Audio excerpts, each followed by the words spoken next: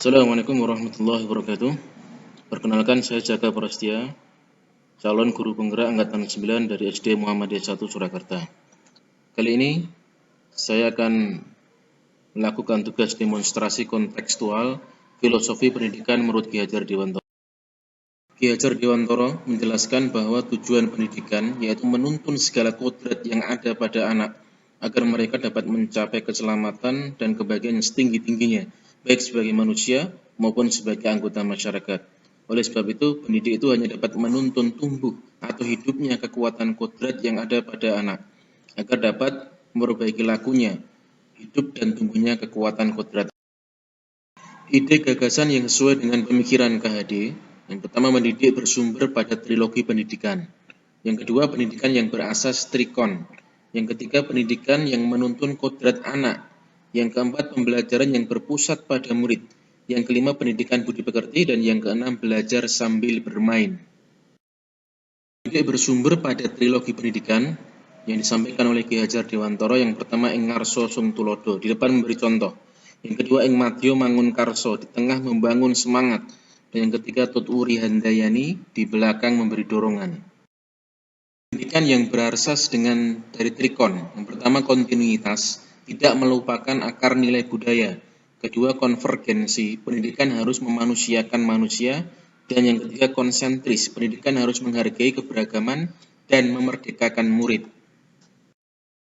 Pendidikan yang menuntun kodrat anak, dan ini ada dua. Yang pertama kodrat alam, dan yang kedua kodrat zaman. Pendidikan berpusat pada murid. Murid terlibat aktif dalam pembelajaran, membangun pengetahuan sendiri dengan bantuan dari guru dan berbagai sumber belajar lainnya, sehingga pengetahuan atau pengalaman belajar yang diperoleh siswa ini menjadi sangat bermakna.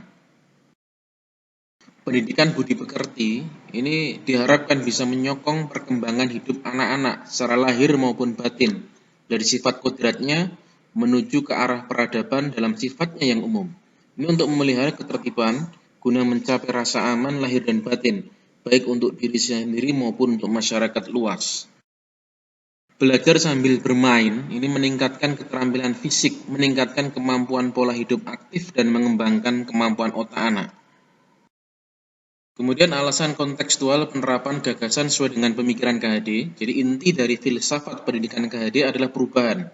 Pendidikan harus berubah, bergerak, tidak boleh berhenti. Karena jika berhenti berarti hancur, sebagaimana perputaran tata surya. Maka pendidik atau guru harus menjadi teladan, selalu memotivasi siswa dalam proses pembelajaran, mengembangkan bakat dan minat yang dimiliki siswa sesuai dengan potensinya, kemudian membangun karakter positif melalui kegiatan pembiasaan, selalu memberi arahan yang baik, membuat proses pembelajaran yang menyenangkan. Gagasan terkait pemikiran KHD. Jadi pendidikan harus sesuai dan memperhatikan kodrat alam dan kodrat zaman. Kodrat alam ini berkaitan dengan isi dan irama, sedangkan kodrat zaman berkaitan dengan keterampilan abad 21. Guru juga menciptakan pembelajaran yang aktif dan menyenangkan, mampu memahami karakter peserta didik serta bermain sambil belajar. Karena bermain ini merupakan kodrat anak, dipilihkan permainan yang kekinian dan menerapkan iptek atau TIK.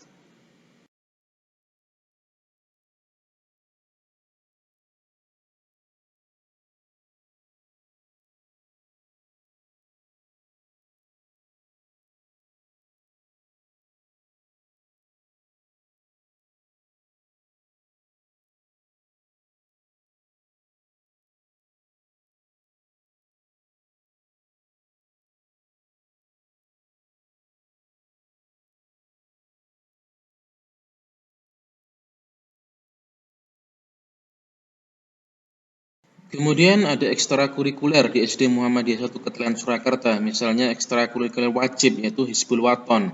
Kemudian ada tapak suci, kemudian juga ada yang terkait dengan budaya di Solo atau di Jawa ini, ada karawitan, ada seni tari dan sebagainya. Ada juga ekstrakurikuler jurnalistik, lebih dari 20 ekstrakurikuler di SD Muhammadiyah 1 Ketelen Surakarta, ini untuk melayani minat dan bakat daripada siswa. Kemudian untuk kegiatan literasi di sekolah ini dimaksimalkan untuk minat baca bagi siswa, maka difasilitasi. Ada taman baca di luar kelas, ada membaca di perpustakaan. Kemudian di kelas pun juga disediakan pojok baca dan ini dilombakan. Dan juga SD Muhammadiyah 1 Ketilan Surakarta ini bekerja sama dengan Arapusda, sehingga mereka mendatangi sekolah dengan membawa mobil yang penuh dengan buku-buku bacaan yang siap untuk dibaca semua siswa. Kemudian untuk kegiatan pembiasaan karakter yang positif bagi siswa, ini cukup banyak. Di antaranya karena kami sekolah muslim, maka anak-anak dibiasakan untuk beribadah, untuk sholat jamaah. Ya, dari pagi pun ketika siswa datang bersalaman dengan guru, ketika pulang juga demikian. Demikian juga masuk kelas dengan tertib, dengan berbaris. Nanti menyanyikan lagu nasional di pagi hari, kemudian di siang hari menyanyikan lagu daerah di Surakarta atau Jawa Tengah ini. Untuk tantangan dan solusi penerapan pemikiran KHD sesuai konteks kelas dan sekolah, di antaranya tantangannya pembelajaran berbasis TIK memang belum terlalu banyak. Maka solusinya harus diperbanyak dengan metode, media pembelajaran, kemudian sumber-sumber belajar yang berbasis dengan TIK. Kemudian tantangan berikutnya adalah penanaman budi pekerti ini terbatas di sekolah, sementara di rumah siswa kurang mendapatkan, ya, dikarenakan mungkin kesibukan orang tua ataupun yang lainnya. Maka solusinya orang tua dihadirkan di sekolah, kita adakan sosialisasi dengan orang tua siswa untuk bekerja sama dalam pemahaman menanamkan budi pekerti bagi siswa. Tantangan selanjutnya adalah orientasi orang tua itu di dalam pendidikan di sekolah. Biasanya hanya memperhatikan pada aspek kognitif, hanya nilai kuantitatif di rapot saja. Kalau nilainya 90 ataupun 100, maka ini sudah sangat bagus. Maka solusi ini diperlukan pemahaman kepada orang tua siswa. Kembali kita adakan sosialisasi, memberikan pemahaman kepada orang tua siswa bahwa pendidikan di sekolah berdasarkan keutuhan murid dan potensi atau bakatnya. Terima kasih. Assalamualaikum warahmatullahi wabarakatuh.